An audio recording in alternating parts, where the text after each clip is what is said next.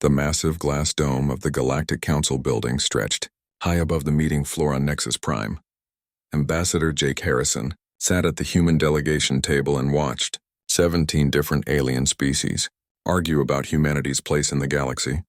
His hands stayed calm on the polished surface, but inside he felt his patience wearing thin after 3 long months of these talks. The Zephyrian delegate stood up from his crystal chair. Ambassador Kethvar looked like a living statue made of blue ice with 4 arms that moved like flowing water. His voice echoed through the chamber when he spoke, and each word felt like a demand instead of a request. The human expansion into the outer rim sectors must stop immediately, Kethvar announced to the room. Your species shows no respect for the territorial boundaries that have kept peace in this galaxy for over 2,000 years. Captain Lisa Martinez watched from the observation deck above the main floor. She wore her dress uniform, but her hand rested near where her sidearm would normally be. 3 months of listening to these aliens treat humans like dangerous children had tested her military discipline. She knew Jake Harrison well enough to see the warning signs in his posture. We have offered compensation for the incident at Kepler Station, Harrison replied in a steady voice. We propose joint patrol missions to stop the pirates that have been attacking our colonies. We even agreed to reduce our fleet movements in disputed areas by 40%. Yet every proposal we make gets rejected. The Vorthan representative made a sound like clicking metal. Hive speaker Zek stood nearly 8 feet tall and looked like a cross between a praying mantis and a tank. His species communicated through chemical signals as much as words, but the translation devices made his meaning clear enough. Human warships are built for aggression, not defense, Zek stated. Your military doctrine focuses on overwhelming force and rapid expansion. This threatens the stability that smaller species depend on for survival. Harrison felt his jaw tighten. These aliens talked about human aggression while ignoring the fact that Nexari pirates had raided 15 human colonies in the past 6 months. The Council refused to take action against the raiders, but somehow found time to condemn humanity for defending their own people. The Nexari Syndicate has killed over 3,000 human civilians this year, Harrison said. They operate from bases in territory controlled by Council member species. When we ask for help stopping these attacks, we get told that our response might destabilize the region. A delegate from the Altarian Confederation spoke up from across the room. Ambassador Veltar looked like a large gray seal, but with 6 flippers and eyes that could see in multiple light spectrums. Her species had remained neutral in most galactic conflicts, but even they seemed to view humans with suspicion. Perhaps, if humanity had not expanded so rapidly into previously uninhabited systems, these conflicts could have been avoided, Veltar suggested. Your species went from a single world to over 200 colonies in less than 3 centuries. That kind of growth creates natural tensions. Martinez gripped the railing of the observation deck. She had served during the Centauri Rebellion when human marines fought to protect mining colonies from corporate raiders. She knew what human military forces could really accomplish when the political restrictions came off. These aliens had no idea what they were pushing toward. We followed all established protocols for claiming uninhabited systems, Harrison responded. We surveyed each world for existing life forms and checked galactic databases for prior claims. We found empty planets and made them into homes for our people. That used to be considered normal expansion. Kethavar's crystalline form shifted colors from blue to red, which meant he was getting angry. Normal expansion does not include building military bases and shipyards in every system. Normal expansion does not include developing weapons that can destroy entire fleets. Your species approaches growth like a virus spreading across healthy tissue. The chamber filled with sounds of agreement from most of the alien delegates. Harrison looked around the room and realized that the decision had already been made before this session even started. The Council wanted humanity contained or preferably removed from their territories entirely. We came here in good faith, Harrison said as he stood up from his chair. For 3 months we have listened to demands and accusations while our colonies burned. We offered peace treaties, trade agreements, and technology sharing. We proposed joint defense pacts and cultural exchange programs. Every gesture of cooperation was rejected or twisted into evidence of our aggressive intentions. The room grew quiet as Harrison gathered his data tablets and sealed them in his diplomatic case. Captain Martinez moved toward the exit from the observation deck and activated her communication device to alert the human security team. Since the Galactic Council has decided that human participation In galactic affairs is unwelcome. We will respect that decision, Harrison continued. Humanity formally withdraws from these negotiations and from any agreements made here. We will handle our territorial security through other means, Hive Speaker. Zex made a satisfied clicking sound. Perhaps isolation will teach your species the value of humility and restraint. The galaxy will be more peaceful without human interference. Harrison stopped at the chamber entrance and turned back to face the assembled delegates.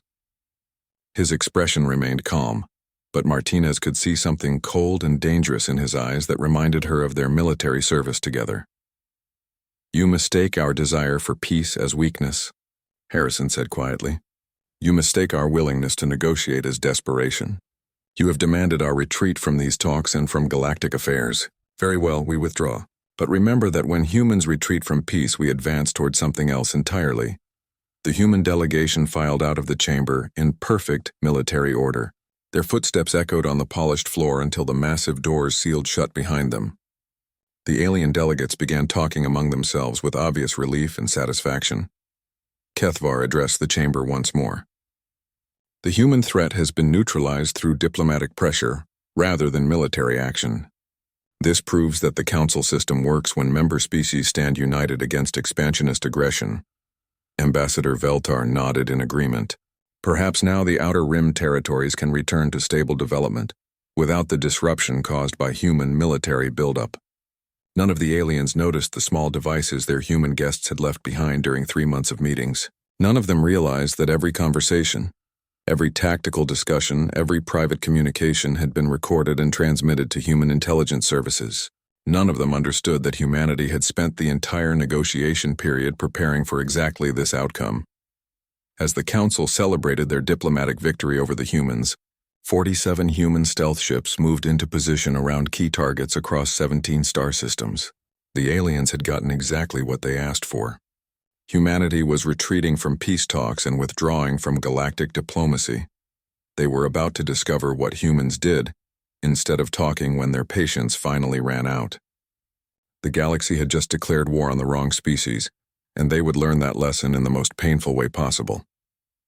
Admiral Sam Rodriguez received the encrypted message at exactly 600 hours while drinking his morning coffee in the command center on Terra Nova.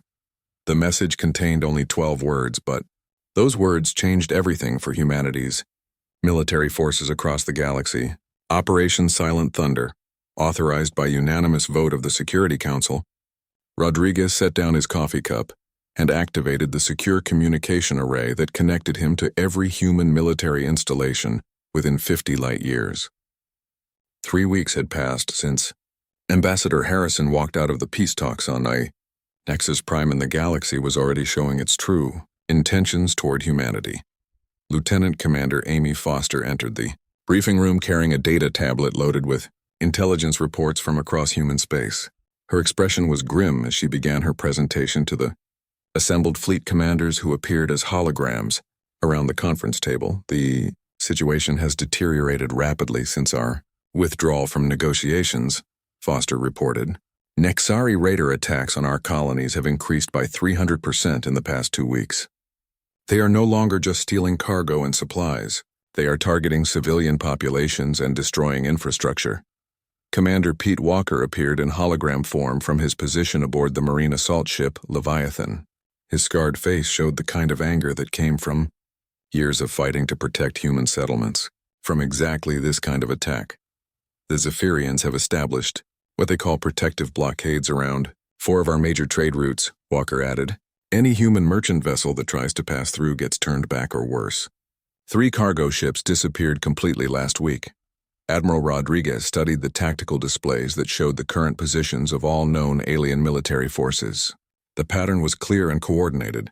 While the Galactic Council celebrated their diplomatic victory over humanity, the member species were moving to squeeze human territory from every direction. The Vortans are demanding tribute payments for safe passage through sectors we have inhabited for over 60 years, Foster continued. They claim our colonies represent an ongoing threat to their hive worlds and require constant monitoring. The tribute amounts to nearly 40% of our agricultural output from those systems. Dr. Kate Phillips transmitted her report from the secure research facilities hidden beneath the lunar surface. Her team had been working around the clock since the negotiations collapsed, and their results would determine whether humanity survived the coming conflict. Project Ghostwall is complete and ready for deployment, Phillips announced. We can simultaneously disable faster-than-light communications across 17 sectors of space. Every alien government will lose contact with their military forces and civilian populations at exactly the same moment. The technology behind Ghostwall had been in development for decades as a defensive measure against potential invasion. Human scientists had studied every known method of faster-than-light communication used by the major galactic species and found ways to disrupt each one. The aliens never suspected that the helpful human technicians working on their communication networks were actually mapping vulnerabilities. Captain Lisa Martinez joined the conference from her position aboard the stealth carrier Phantom. Her ship was one of 67 vessels that had been secretly positioned throughout alien space over the past 5 years. The aliens thought they were monitoring human fleet movements, but they had no idea how many ships were actually out there. Our intelligence assets are fully activated and reporting from inside every major alien government, Martinez reported. We have complete information on their military capabilities, fleet positions, and command structures. More importantly, we have people in place to act when the time comes. Rodriguez smiled for the first time since receiving his orders. Humanity had spent the past 50 years preparing for the possibility that diplomatic contact with alien species might fail.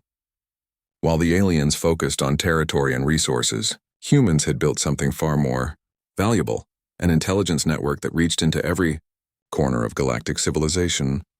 They think we are retreating because we are afraid of them, Rodriguez said. Let them think that while we finish our preparations.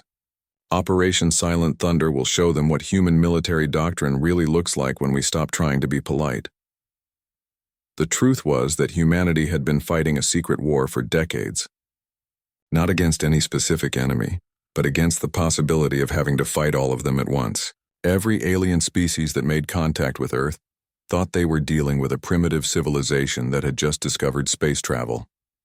They never realized that humans had been watching them long before first contact ever happened. Commander Tony Mitchell transmitted from his position in the Outer Rim territories, where his fleet had been hiding in the dark matter clouds beyond normal sensor range. His ships carried the most advanced weapons humanity had ever built, and the aliens had no idea they existed. Deep Strike Force 7 is in position and ready to execute Phase 1 operations, Mitchell reported. We have visual confirmation on 43 high-value targets across 12 star systems. The aliens are completely unaware of our presence. Foster activated another set of tactical displays that showed the true scope of human military preparation. While the Galactic Council had been demanding humanity retreat from a handful of disputed territories they had missed, the fact that human forces were already positioned throughout their own space. Every major alien military installation has been under surveillance for years, Foster explained. We know their defensive capabilities, their response times, and their emergency protocols. We know which bases are fully staffed and which ones are vulnerable. We know where they keep their strategic reserves and how long it takes to deploy them. The aliens had made the classic mistake of thinking that military power meant big fleets and obvious displays of force. Humans understood that real military power meant knowing everything about your enemy while keeping them ignorant about you. The galaxy was about to learn the difference between looking strong and actually being strong. Dr. Phillips transmitted the final piece of the puzzle from her laboratory deep beneath the moon. Psychological warfare protocols are loaded and ready for deployment. Every major alien communication network will receive our message simultaneously when Phase 1 begins. They will understand exactly what is happening to them and why.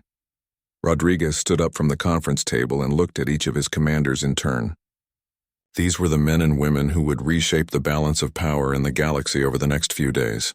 The aliens had demanded humanity retreat from peace talks, and they had gotten their wish. Now they would discover what humans did when talking was no longer an option. Ladies and gentlemen, Rodriguez said quietly, the galaxy wanted to see what human military doctrine really looks like. They rejected our friendship and chose to see us as a threat. Very well. In 72 hours, they will learn the difference between what they imagined we were and what we actually are.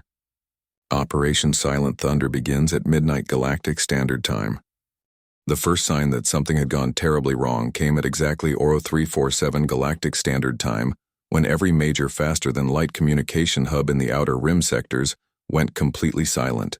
On Nexus Prime, Ambassador Kethvar stared at his communication console in growing confusion as the blue crystal display showed nothing but empty static. "What is happening to our networks?" Kethvar demanded of his aide, who was frantically trying different communication frequencies. "Why are we not receiving any reports from our patrol fleets or colony worlds?" The aide's crystalline fingers moved across the control surfaces, but every channel remained dead. "Sir, it appears that all subspace communication relays have stopped functioning simultaneously. This should not be possible according to our technology specifications. Across the galaxy, 17 different species found themselves cut off from their military forces and civilian populations at exactly the same moment. The Vorthan hive mind experienced something they had never felt before: complete isolation from their distributed consciousness. The Altarian fleet commanders could not contact their homeworld or receive new orders. Every alien government suddenly found itself blind and deaf to what was happening in their own territory. Admiral Lisa Martinez stood on the bridge of the stealth carrier Phantom as it materialized from subspace directly above Helios Station. The massive space facility served as the primary base for Nexari pirate operations and had been considered untouchable due to its heavy defenses and strategic location in disputed territory. "All ships report ready status," Captain Jack Sullivan announced from his position aboard the destroyer Wraith. His vessel had been specially modified for close-quarters combat and equipped with the latest human boarding technology. "Defensive systems are offline and we have complete tactical surprise." Martinez smiled as she watched the pirate base scramble to respond to the sudden appearance of 40 human warships in their heavily defended system. The Nexari had built their reputation on surprise attacks against defenseless merchant vessels. Now they would experience what it felt like to be on the receiving end. "Launch all assault pods and begin boarding operations," Martinez ordered. "Primary objective is the capture of leadership personnel and intelligence data. Secondary objective is complete facility seizure. Rules of engagement are weapons-free."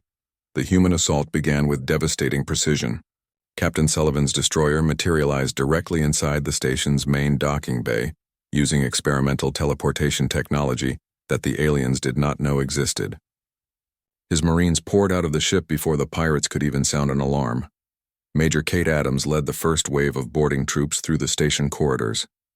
Her soldiers moved like ghosts through the twisting passages, using thermal imaging and motion sensors to track every pirate on the base. The Nexari had built their stronghold to repel attacks from outside, but they had never considered the possibility of enemies appearing inside their defenses. Section 7 secured. Adams reported over her communication system. "We have captured the station commander and his senior staff.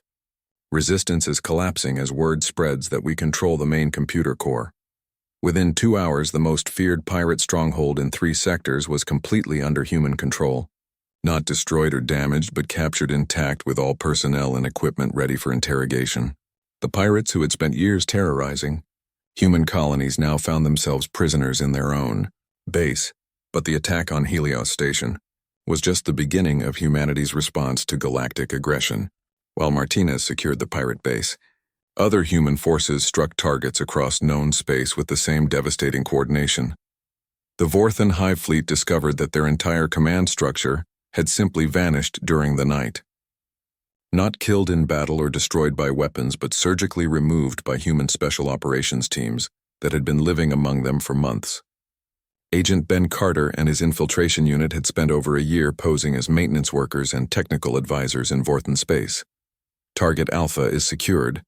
Carter transmitted from the captured Vorthan command ship. All senior Hive speakers are in custody and isolated from the collective consciousness. The remaining fleet units are unable to coordinate their response without central guidance. The psychological impact on the Vorthan forces was devastating. Their species had never experienced individual isolation from the hive mind, and many of their soldiers simply stopped functioning when cut off from the collective. Within hours, an entire starfleet that had seemed unstoppable became nothing more than scattered ships with confused crews. Commander Rachel Stone watched from the bridge of the battlecruiser Retribution as her fleet emerged from hyperspace directly above the Zephyrian capital world. The defensive platforms that should have detected their approach remained dark and silent, their crews detained by human operatives who had been working inside Zephyrian military installations for years. All defensive systems are under our control, Stone announced on all communication frequencies. This is Admiral Stone of the Terran Defense Force addressing the Zephyrian government and military command. Your leaders demanded that humanity retreat from galactic affairs. We have honored that request by withdrawing from all diplomatic agreements and treaty obligations. The crystal cities of Zephyr Prime glowed in the light of their blue sun, but the planet's defenders could do nothing to stop the human fleet that had appeared in their skies. Every weapon system designed to protect their world was controlled by humans who had been trusted as technical consultants and system administrators. You wanted to see what human military doctrine looks like. When we stopped trying to be civilized, Stone continued her broadcast, you accused us of building ships for conquest rather than defense. Behold what conquest actually means when humans decide to abandon peaceful solutions. The aliens had spent months preparing for a conventional war with humanity, based on their understanding of normal galactic conflict. They expected formal declarations, massed fleet battles, and gradual territorial conquest over many years. Instead, they faced something completely outside their experience, a coordinated intelligence operation that had been in place long before the first shot was fired. Agent networks activated across 17 star systems simultaneously. Human operatives who had spent years gaining the trust and access of alien governments revealed their true purpose. Critical infrastructure fell under human control not through bombardment but through betrayal by the very people the aliens had welcomed as friends and advisors. Dr. Kate Phillips monitored the psychological impact of the operation from her command center beneath the lunar surface. Phase 1 objectives achieved ahead of schedule, she reported to Admiral Rodriguez. Enemy communication networks remain disabled, and their command structures are in complete disarray. Phase 2 operations can begin immediately.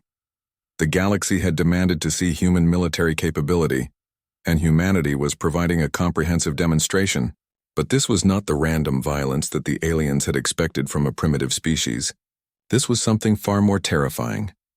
The methodical dismantling of galactic civilization by a race that understood warfare at levels the other species could not comprehend. Within 72 hours of the first human strikes, the political structure of the galaxy had collapsed completely. The Nexari Syndicate ceased to exist as an organized force when their leadership found themselves imprisoned on remote asteroids with no way to contact their scattered crews. The Vorthan military hierarchy discovered what isolation meant when their hive mind connection was severed by human technology they could not understand or counter. General Mike Thompson walked through the crystal corridors of the former Zephyrian Council building on Nexus Prime. His boots made sharp sounds on the polished floor as he searched for the alien leaders who had spent months insulting human diplomatic efforts. Most of the building stood empty now, with its occupants either fled or detained by human security forces. Thompson found Ambassador Kethvar hiding in a storage room behind the main assembly chamber. The Zephyrian diplomat who had demanded human retreat from galactic affairs now trembled behind stacked furniture like a frightened child. His crystalline form had lost its blue glow and turned a sickly gray color that indicated extreme stress in his species. You called us aggressive and demanded that we withdraw from peaceful negotiations, Thompson said quietly as he pulled a chair from the pile and sat down across from the cowering alien. You got exactly what you asked for. We withdrew from peace and advanced into something else entirely. Kethvar could barely speak through his terror, but managed to whisper a question that revealed how completely the aliens had misunderstood human capabilities. How did you coordinate attacks across so many star systems simultaneously? Our intelligence services detected no military buildup or fleet movements before your assault began. Thompson smiled without any warmth in his expression. You were looking for the wrong things. You expected us to fight like you do with big fleets and obvious preparations. You never considered that we might fight like humans do with patience and planning and people you trusted completely. The speed and coordination of human operations had shocked even the neutral species that had avoided taking sides during the diplomatic crisis. The Altarian Confederation sent emergency communications to Earth begging for mercy before a single human ship had entered their territory. Ambassador Veltar personally broadcast a surrender message that included offers to hand over their entire space fleet, We had no involvement in the attacks on human colonies, Veltar pleaded in her transmission to Admiral Rodriguez. The Altarian government formally requests immediate peace negotiations and offers full reparations for any actions that may have contributed to this conflict. Please do not include our worlds in your military operations. Similar messages flooded human communication networks from dozens of species across the galaxy. Governments that had supported the hard line against humanity during the peace talks now desperately tried to distance themselves from their previous positions. The psychological impact of watching major galactic powers collapse overnight had created panic among even the most distant civilizations. Dr. Kate Phillips monitored the flood of surrender offers from her control center on Luna. We are receiving formal requests for immediate negotiations from 43 different governments, she reported to the military command structure. 17 species have offered to withdraw all territorial claims against human space, without any demands for compensation. But humanity was not finished demonstrating the consequences of rejecting peaceful solutions. The galaxy had demanded a show of force, and humans were thorough in their educational methods. Admiral Rodriguez activated the final phase of Operation Silent Thunder with a simple message transmitted across all human military channels. Phase 3 is authorized. Show them what total war means when humans stop holding back. Commander Tony Mitchell received the authorization, while his deep strike fleet remained hidden in the gravitational shadow of a gas giant near the galactic core. His ships had been waiting for weeks in complete communication silence, using passive sensors to monitor the emergency session of the Galactic Council that had been called to address the human threat. Operation Heartbreak is go, Mitchell transmitted to his fleet commanders. All major government representatives are present in the Grand Assembly chambers for their crisis meeting about our military actions. Time to give them something real to discuss. The irony was not lost on any of the human officers involved in the operation. The same council chambers where alien diplomats had dismissed human peace offerings would now witness the final demonstration of what happened when humans abandoned diplomacy for military solutions. Mitchell's fleet emerged from hyperspace directly above the galactic capital with the same precision that had characterized every human operation during the crisis. 37 warships materialized in perfect formation around the massive space station that housed the Galactic Council headquarters. The aliens had been so focused on their emergency meetings that they never noticed the human forces positioning themselves for the killing blow. This is Admiral Mitchell of the Terran Defense Force, he broadcast on all frequencies. The emergency session of the Galactic Council is hereby dissolved. All government representatives will report to designated areas for processing. Resistance will be met with immediate and overwhelming force. The alien delegates who had celebrated their diplomatic victory over humanity just days earlier now found themselves prisoners in their own council chambers.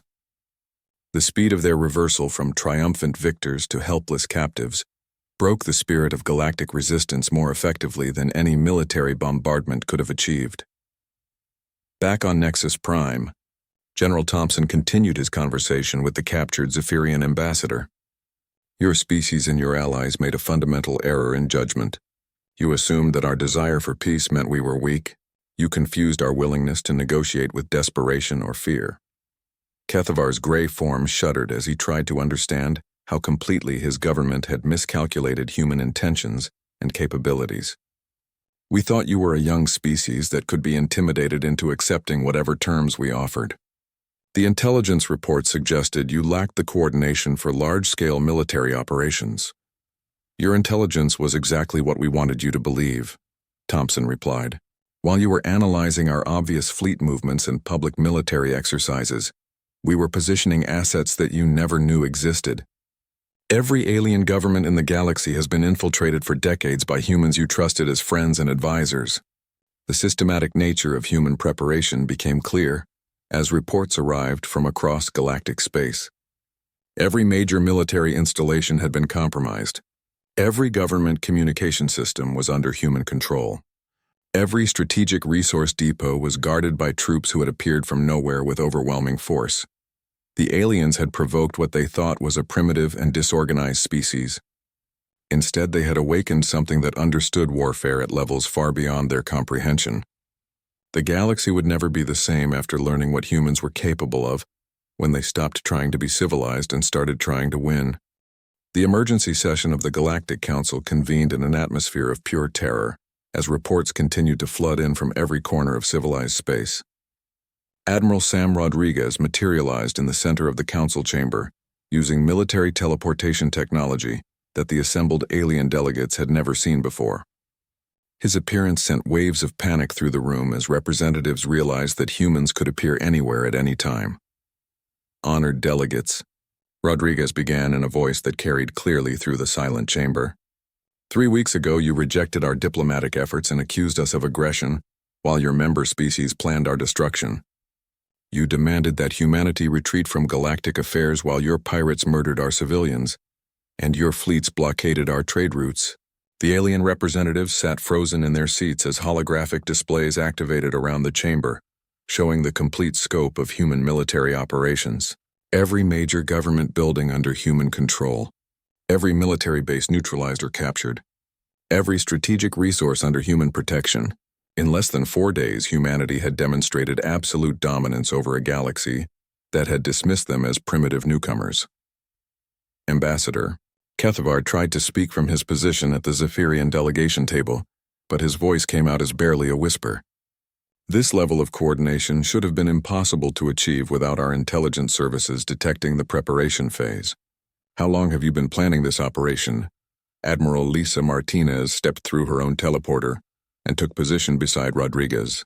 Her presence reminded every alien in the room that human forces were positioned throughout their territory with the ability to strike anywhere without warning.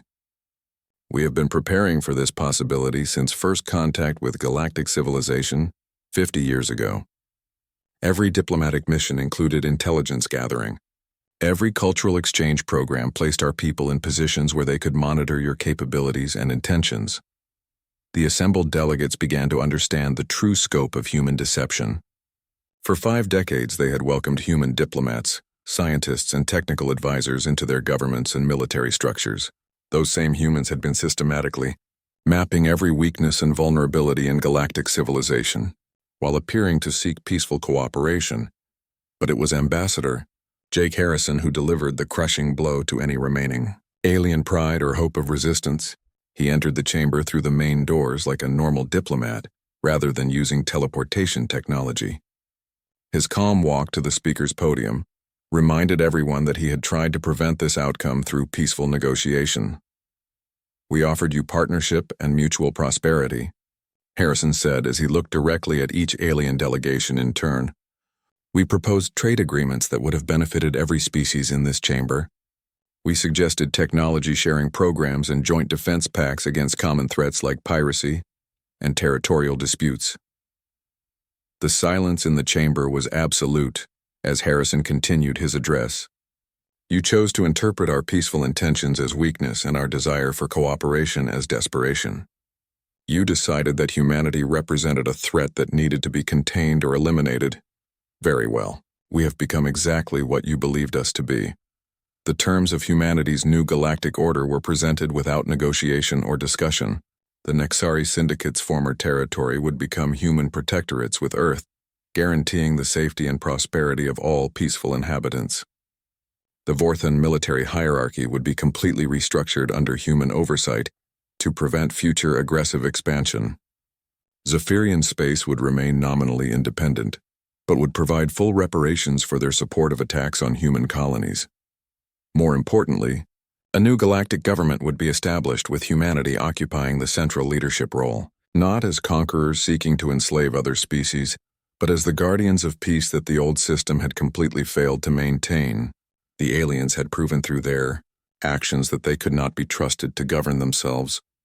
Responsibly, Dr. Kate Phillips transmitted the final phase of human planning from her research facilities beneath Luna. Project Renaissance is now active across all captured territories. Every piece of alien technology, every scientific database, and every cultural archive is being integrated into our knowledge systems. Human technological advancement will accelerate by approximately 400%. The aliens finally understood that they had not simply lost a war, but had triggered their own technological obsolescence. Humanity would absorb everything useful from galactic civilization while discarding the political systems and cultural attitudes that had led to constant conflict and instability. Commander. Rachel Stone established her headquarters on the rebuilt Helios, station in what had once been Nixari pirate territory. The former stronghold of galactic criminals became a beacon of order and prosperity under human administration. Trade routes that had been plagued by raiders for centuries became safe passages, protected by human patrol fleets. Civilian traffic through the Helios corridor has increased by 600% since we established security protocols. Stone reported to Admiral Rodriguez. Former pirate crews are requesting work permits to join our merchant marine services. They prefer steady employment to the uncertainty of criminal life. The transformation of galactic society under human leadership exceeded even the most optimistic projections. Species that had spent centuries fighting over territory and resources discovered the benefits of cooperation when enforced by beings who possessed overwhelming military superiority and actually cared about civilian welfare. General Mike Thompson concluded his interrogation of the former Zephyrian leadership with a final observation that summarized the complete reversal of galactic power. You demanded our retreat from peace talks because you thought we were too weak to resist your pressure. You learned that we were strong enough to end your civilization in a matter of days. But our greatest strength was never our military capability. Kethvar looked up from his restraints with confusion, still clouding his crystalline features. Then what was your greatest strength if not the ability to coordinate such devastating attacks? Our willingness to seek peace first, Thompson replied. We genuinely wanted to find solutions that benefited everyone in the galaxy. We offered you partnership and friendship and technological advancement for all species. You rejected those gifts and chose conflict instead. As Admiral Rodriguez concluded his address to the former Galactic Council, he left them with a warning that would define the new era of human dominance. You provoked us because you believed we were weak and desperate for acceptance. You discovered that we were patient and prepared for every possibility. You mistook our desire for peace as fear of war. Do not make the same error again. The galaxy had demanded humanity's retreat from peaceful negotiations. In return, they received something far more terrifying than any conventional military conquest. They got human civilization unleashed from the restraints of diplomacy and focused entirely on the efficient management of galactic affairs. The age of human dominance had begun, not through conquest but through the ashes of failed diplomacy and the fury of a species that preferred cooperation but excelled at domination when cooperation proved impossible.